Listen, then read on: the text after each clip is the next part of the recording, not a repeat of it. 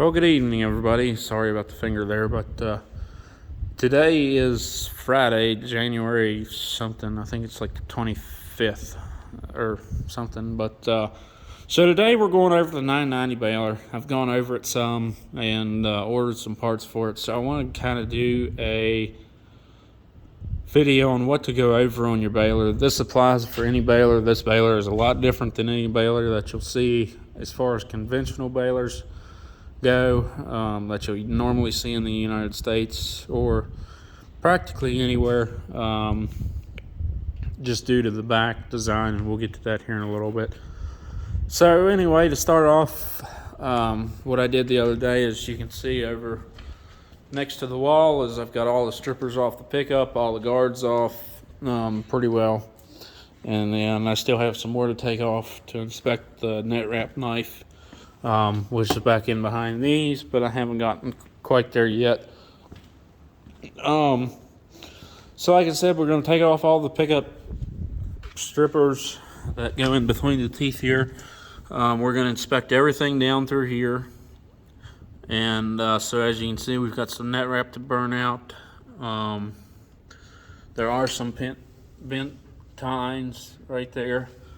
So we'll go through and replace any bad tines. Usually what I do is, I haven't done it yet, but we will undo this chain right here. The easiest way to do it is undo your pickup drive chain, and then that way all this stuff rotates and you can just sit there at the front and you're not really getting into anything weird, and then just put the chain back on when you're done.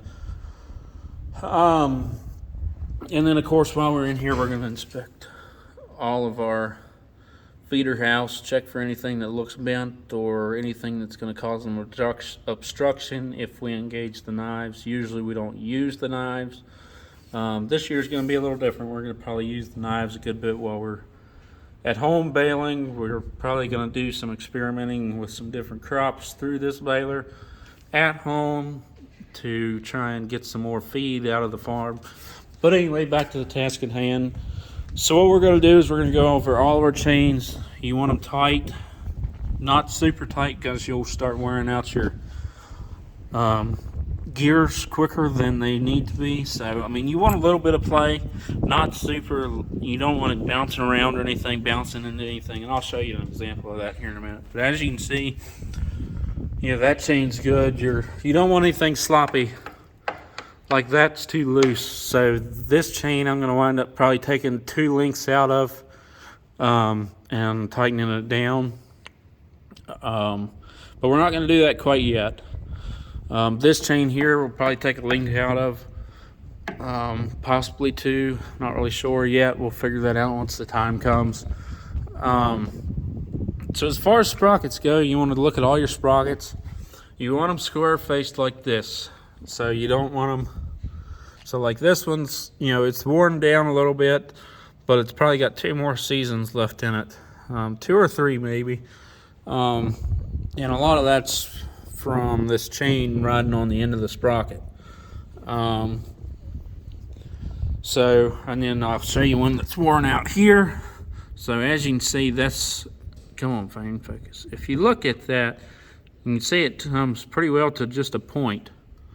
Once they start getting sharp, it's starting to feel like it's gonna, if you run your finger on it, you're gonna cut it.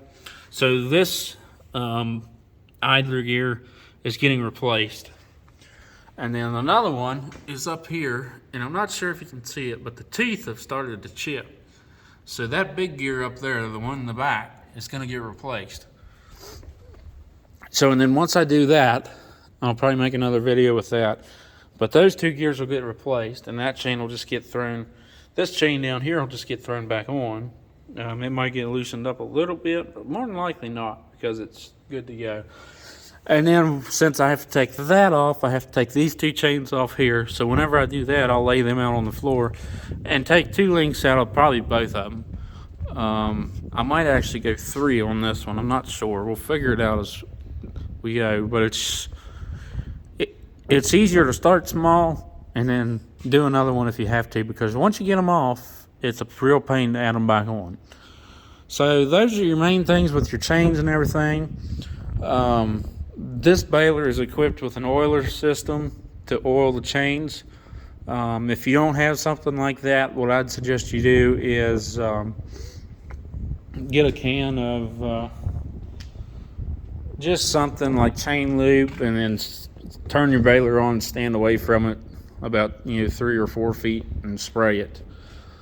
Just spray the chains as they come around, or better yet, just leave it off and just spray what you can get, and it'll run down the chain some. But so those are the, and so like I'll go through and clean off all these brushes and everything with an air compressor, get all the chaff out of here, and then I'll go over here and show you. This baler also has an automatic greaser, which greases pretty much every single bearing that is used. So as you can see, it goes back in behind there. And then you want to make sure that those hoses aren't cut anywhere, because I did find a hose last year that was chafed open, so it wasn't delivering the proper amount of grease to its bearing that it was supposed to be supplying. So you want to check for stuff like that, and then you want to go around, check your belts for any cuts or anything. As you can see, they're pretty good. And then you're going to want to check your net wrap knife, which on this baler is in behind the shield.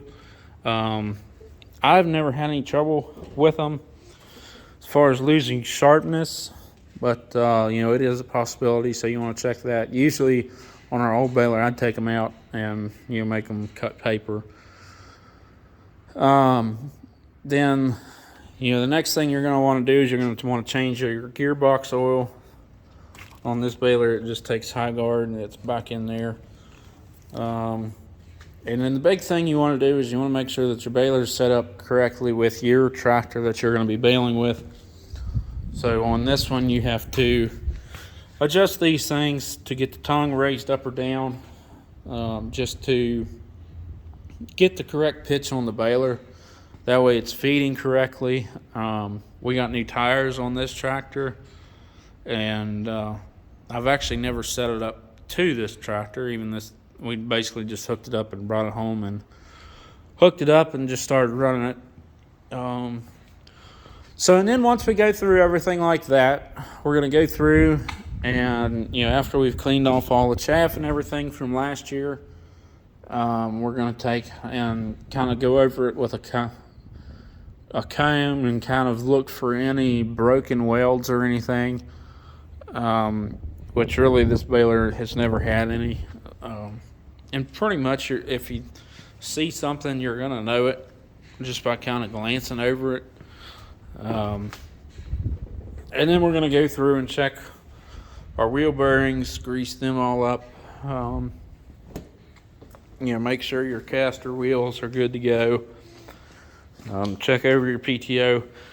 And then lastly, what we'll do is we'll hook it up to that tractor and we'll turn it on. We'll run the auto lube, the auto greaser, because that's controlled through the monitor.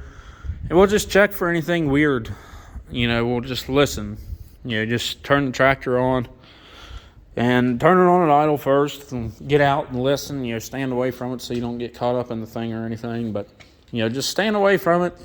Listen to it. Your ears will tell you a lot about what's wrong with equipment if you're used to running it. And so like one thing you can see is we replaced this hose last year, and it was hanging down like that. And so you don't really want it down where it's going to snag on anything. So we're going to take the excess and find something to do with it.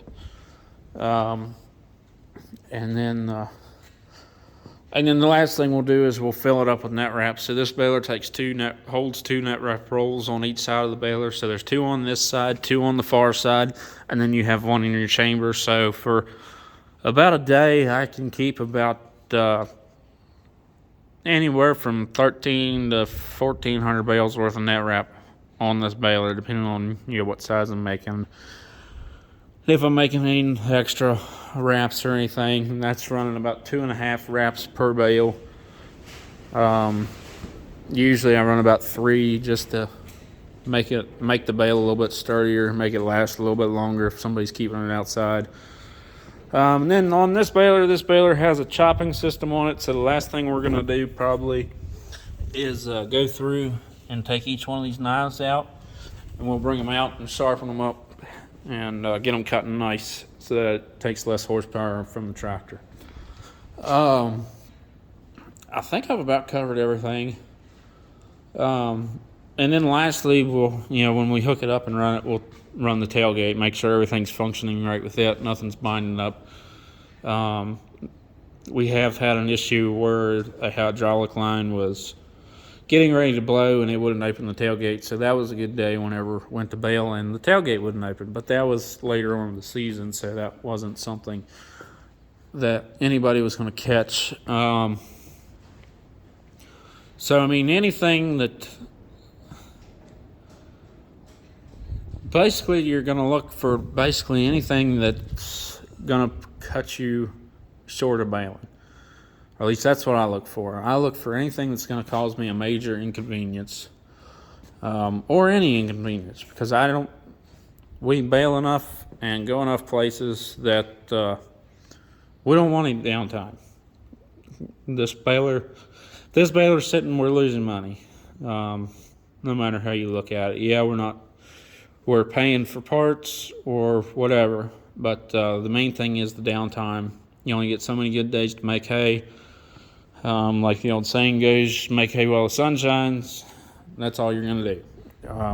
There are some cases where we do bale at night if we're baling high moisture hay, but very rarely do we do that.